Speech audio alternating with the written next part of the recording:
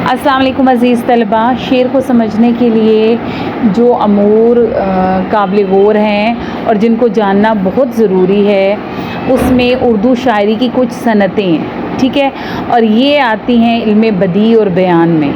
इल्म बदी उर्दू अदब की एक अहम किस्म है। इसके लफ्ज़ी मानी कलाम में नुदरत पैदा करना, कोई अछूती बात करना या ज़ाविया पैदा करना है। इल्म बदी में अल्फाज के मानवी हूरी हुस्न और उन तरीक़ाए हाय इस्तेमाल का मुताला किया जाता है जिनके ज़रिए कलाम के मानवी या ज़ाहिरी खूबसूरती में इजाफ़ा होता है। इस इल्म में मुख्तलिफ़ किस्म की सनतें बयान की जाती हैं और इसके दो हिस्से हैं, सनाए लफ्ज़ी और सनाए मानवी। सनाए लफ्ज़ी है सनत के मानी आपको पता है कि है बनावट के, और बनाने वाला साने और बनाने वाला जो बनने वाली चीज़ है वो मसनू हो गई।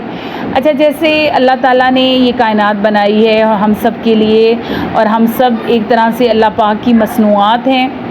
और शायर भी सना होता है, वो भी लफ्ज़ों का पारिक होता है, वो लफ्ज़ों का नबाज होता है। हर शायर मानवी एतबार से लफ्ज़ों की नो बर नो शक्लें बनाता है। लफ्ज़ व मानी का रिश्ता नाजुक व पेचीदा होता है। बाज़ ने जो है लोगों ने इसको जिस्म और रूह का रिश्ता करार दिया है।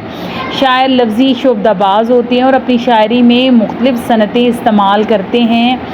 सनाए लफ्ज़ी के तहत आने वाली सनतों के नाम दर्ज झैल हैं जी। सनत कल्ब, सनत सियातुल अहदाद और सनत तरसी, सनत एयाम, सनत मनकूता, सनत गैर मनकूता और सनतिल कवाफ़ी वग़ैरह।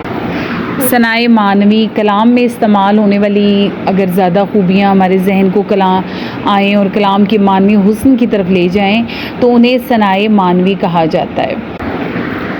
इस सनत में सनाए लफ्ज़ी के बरक्स गहरी सतहों को मलहूज़े खातिर रखा जाता है। इसमें मानवी हुस्न को अहमियत दी जाती है। सनाए मानवी के तहत आने वाली सनतों के नाम दर्ज झैल हैं जिन्हें हम एक एक करके तफसील से पढ़ेंगे।